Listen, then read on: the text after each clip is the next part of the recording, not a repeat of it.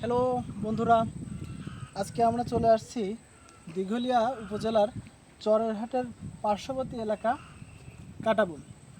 তো আজকে আপনাদের দেখাবো আমরা যে এইখানকার মনোরম দৃশ্য। চলুন আজকে আমরা আপনাদের দেখাবো সেই মনোরম দৃশ্য। এখানকার পরিবেশ এতই মনোমোহ যেটা আপনাদের বলে বোঝানো যাবে না, এটা আপনাদের দেখতে হবে, স্বচক্ষে দেখতে হবে।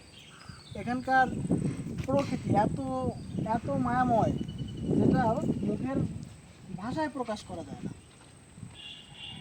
তো আমরা আপনাদের সেরকমই একটা মনোমোহকর একটা প্রকৃতির দৃশ্য দেখাতে যাচ্ছি, বা আপনারা দেখবেন এখন। তো চলুন বন্ধুরা, আমরা আগাই এবং দেখি আমাদের সেই চরেরহাট কাটাবনের সেই মনোমোহক দৃশ্য।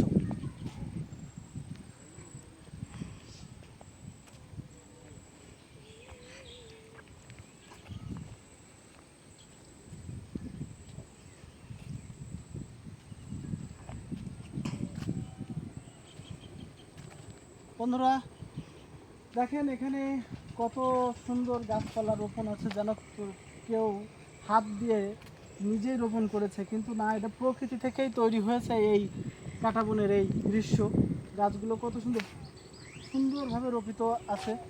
আমরা দেখতে পাচ্ছি ডান সাইডে অনেক বাবলা গাছ, যেটার জন্য এই যে কাটা বাবলা, এই কাটা বনটার নাম হয়েছে এখান থেকে। আর সামনে দেখছি যে কত সুন্দর দুটো বাছুর আছে, গরুর বাচ্চা, তারা খুব আনন্দের সহিত খেলা করছে, আদর করছে একে অন্যকে। চলুন আমরা এই মনোমোহনকর দৃশ্যগুলো দেখি, আমি যেটা আনন্দ পাই।